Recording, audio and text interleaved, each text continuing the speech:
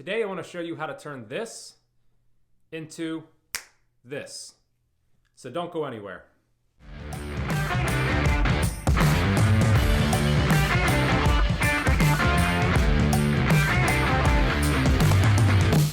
What's up guys? Joe here from Backcountry Treks. This channel is all about backpacking, hiking, camping, and sharing tips and tricks to help better your experience while out on trail and in the backcountry. So as you've seen in the intro, I'm showing you how to make arguably the coolest ultralight windscreen in camp. So let's get right into it. So to get started, here is the list of items that you're going to need to complete this project. 2 to 3 cans of whatever your favorite beverage is, whatever you want your logo to be on your windscreen. I'm going with the Voodoo Ranger from New Belgium. What I have here is a brand new razor blade.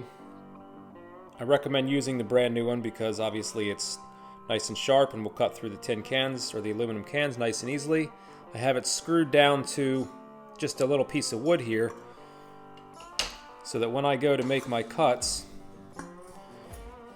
I just slide around this way and I get a nice even cut on both top and bottom of all my cans, and everything's nice and symmetrical. So you don't have to do it like this. This is just the way I like to do it. I found that it's made it easier for me. And one recommendation, but it is not necessary, is a pair of cut resistant gloves, as everything we'll be working with is sharp.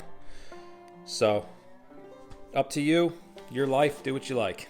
A tape measure, a straight edge of some sort, a punch or a drill bit would work, but in my experience a punch works better for these aluminum cans, and a pair of scissors that are able to cut through a can, and a fine tip Sharpie. So the first thing you want to do is measure the inside of the cook pot that you choose. This is just over 4.5 inches, so I'm going to make my windscreen exactly 4.5 inches tall. That way when that lid is on there, it coils up and fits nicely all inside of my cook pot.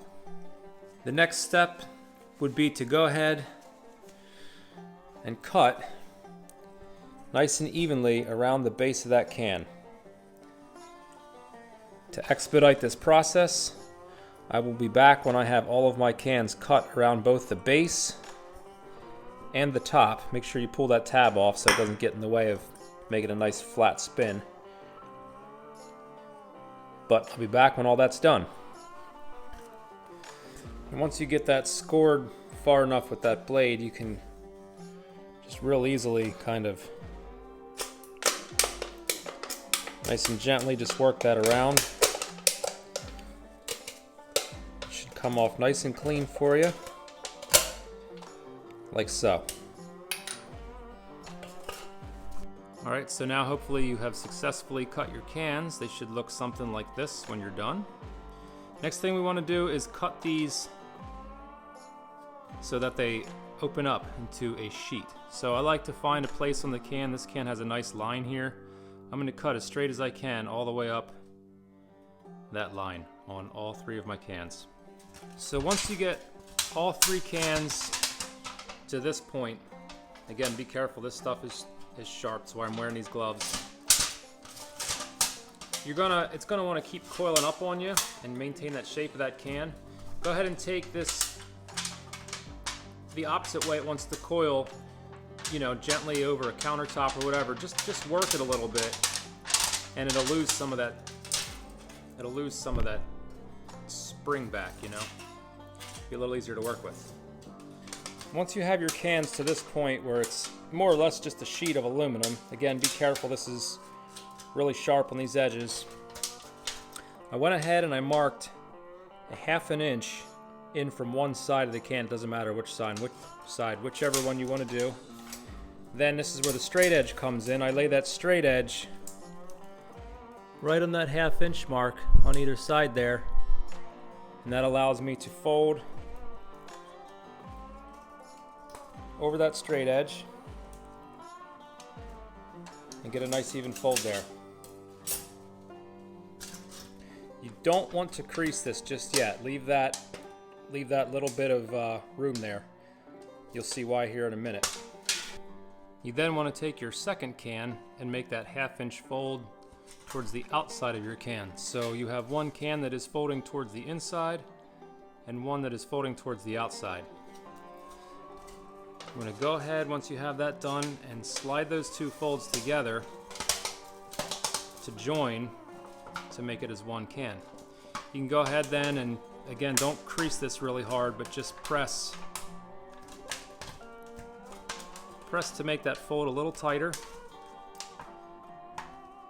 so that you end up with something that looks like that. Now go ahead and take your third can and repeat that same process. I have one end folded towards the label and one end of my two cans that I already joined together folded to the inside, so I can go ahead and lock my third can in the same as I did the first two. So now I have all three cans nicely joined together. You can see one of the joints there and one of the joints right there.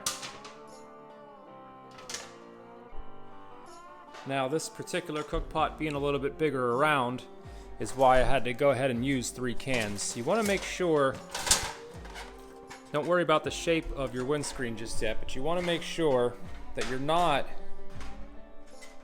tight against in any way. You want to make sure that you have room between your cook pot and your windscreen so that it doesn't snuff your flame out at all. It allows it to breathe and you get a nice burn that way. Otherwise you create a lot of black smoke and just becomes really inefficient and can actually snuff your flame out. So now I'm going to go ahead and fold my 2 edges in so that I have a nice soft edge right there. It's no longer sharp, just fold that in a little bit. Again, don't crease it or it will snap that aluminum off and you'll end up with that sharp edge again. So these can go the same direction, fold it in and fold this one in as well. Now here's a windscreen I made for my smaller cook pot. You can, if you want, rather than just fold the edges in, fold them opposite the way we do when we join the 2 cans together, so that way it has the ability to kind of lock together, so you can see, and then you can take it apart. But it's really not a big deal. It's just a kind of a preference thing. I did on this one, I didn't on the one I just made. Again, not that big a deal. So it just sits on there like that, or that. It really makes no difference. So again, it's just your choice. So here's where I really lock this thing in place, make it sturdy, and get my correct height for my cook pot. I know that my cook pot is 4.5 inches in depth with the lid on, and I want it to fit inside of there. And this is exactly 6 inches. So I'm going to take 3/4 of an inch in from the bottom and fold it in, and 3/4 inches from the top and fold it in, so that all the edges are nice and soft and are not sharp, just like the 2 that we folded in here on the ends. It's just a quick example. This is the bottom of the can. I have a 3/4 inch mark up from the bottom. There's one in the middle and one there on the end. Again, I'm going to use my straight edge, catch as much of that as I can, and fold it up without creasing it.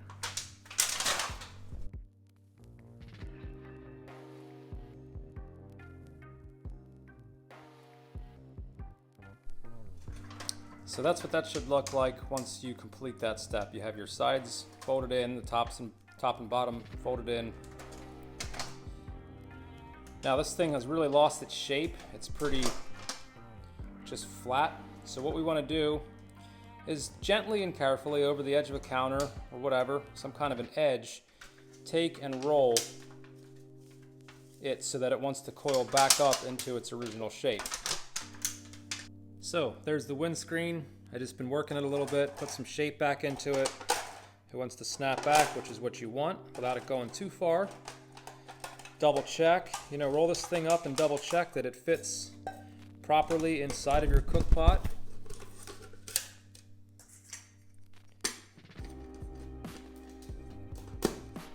Which that seems to work well. It's not perfect. I'd make a couple tweaks on that maybe, but it's not going anywhere, so I'm okay with that. A quick little tip with these windscreens: if it is really windy out, and you have your cook pot in there and this wants to blow around it all. You can take 2 stakes or 2 sticks or whatever and put them in the ground right there so that this thing stays put and won't blow around if it is really windy out.